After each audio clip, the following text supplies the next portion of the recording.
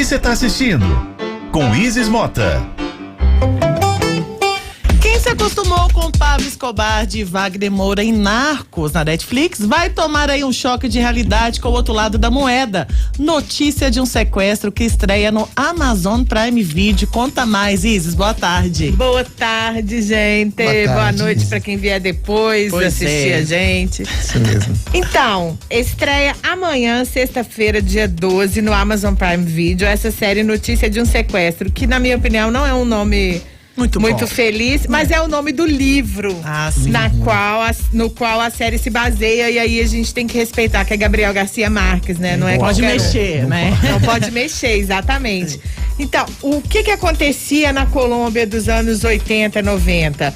Pablo Escobar fundou o cartel de Medellín, foi o primeiro grupo de traficantes que se infiltrou nos Estados Unidos, e ele era super violento. A gente assiste Narcos, vê o Wagner Moura, que tem aquela coisa do traficante Robin Hood, né? Que ajudava os pobres, que fazia o bem para as comunidades, que era adorado, de certa forma, por uma parcela da sociedade. E no Notícia de um Sequestro, a gente vê o outro lado. Que história que é essa? Uma das práticas recorrentes do Pablo Escobar era sequestrar parentes de pessoas poderosas e importantes para exigir que as suas demandas fossem atendidas. E no fim dos anos 90, a maior briga dele com o governo colombiano era a questão da extradição. Os Estados Unidos queriam que ele fosse extraditado para a América para ser julgado, condenado lá. E ele não queria, lógico, né? Porque ele, nas prisões da Colômbia, ele era rei, ele entrava, saía.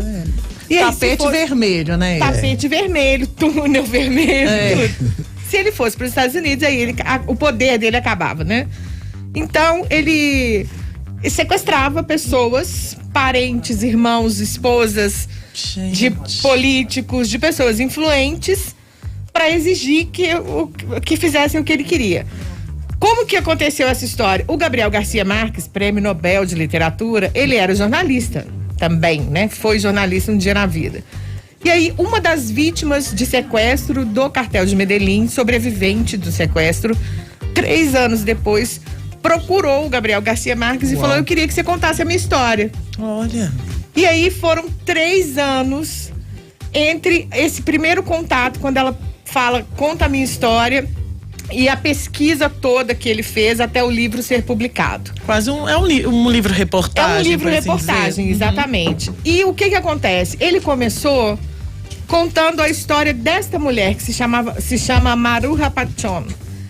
E aí, Maruja Pachón. Quando ele vai pesquisar, ele descobre que, na verdade, tinham acontecido simultaneamente 10 sequestros. Ao mesmo tempo, gente. Ao mesmo tempo. E que todos estavam relacionados, e era como se fosse, assim, um grande sequestro coletivo. Porque as pessoas que foram sequestradas faziam parte de um único objetivo, digamos assim. E ele conta essa história do jeito que Gabriel Garcia Marques sabe contar. Com uma poesia naquele relato dele. E aí a série perde.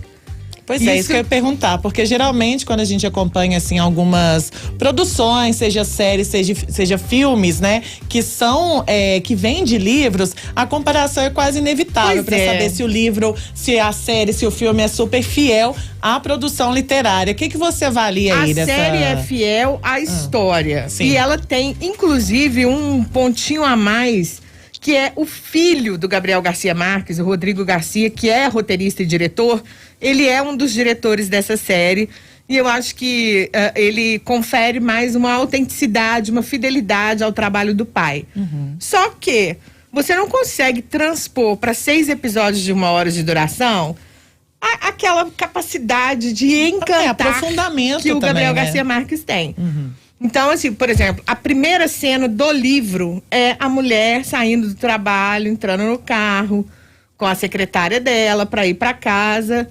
E aí, 2 carros fecham o carro dela, descem 8 homens, matam o motorista e levam ela e a secretária sequestrada.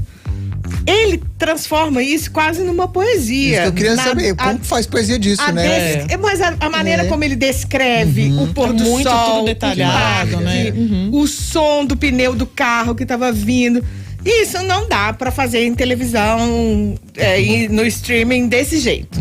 Até porque você também disse que são 6 episódios. Só 6 episódios de uma pra hora contar cada. essa história inteira.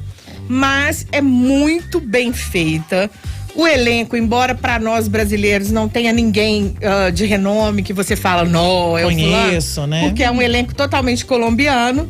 E aí fica um pouco com uma cara de novela mexicana, porque tem aquele visual latino típico e adaptado para os anos 90, né? Então aqueles cabelinhos, aquelas ombreiras, aquela coisa toda. Adoro. Figurino também 10-10. Figurino 10-10, exatamente. Mas então fica um pouco com cara de novela mexicana, mas é muito bem feito, é muito bom, é emocionante.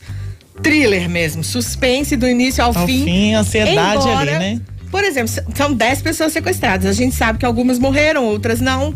E aí fica aquela tensão de você o tempo todo, meu Deus, e agora? Meu Deus, e agora? Vai morrer, não vai? Vai morrer, não vai? Vai morrer, não vai? O que vai acontecer? A gente já sabe qual foi o final do Pablo Escobar. A gente já sabe o que aconteceu com a Colômbia depois. Então, um pouco a gente tem uma noção ali, né? Mas isso não diminui em nada o valor o selo dessa Isis série. de aprovação, de indicação para notícias de um sequestro. Indicadíssima pro seu fim de semana. Bom demais. Maravilha. Isis, você volta aqui terça-feira que vem com uma nova dica. Gostei, eu gosto de séries latinas. Eu também curto muito. Eu curto, eu acho massa. Bom demais, notícias de um sequestro, indicação da Isis. Ela volta aqui terça-feira que vem, quero até ver o que ela vai sugerir. Eu também.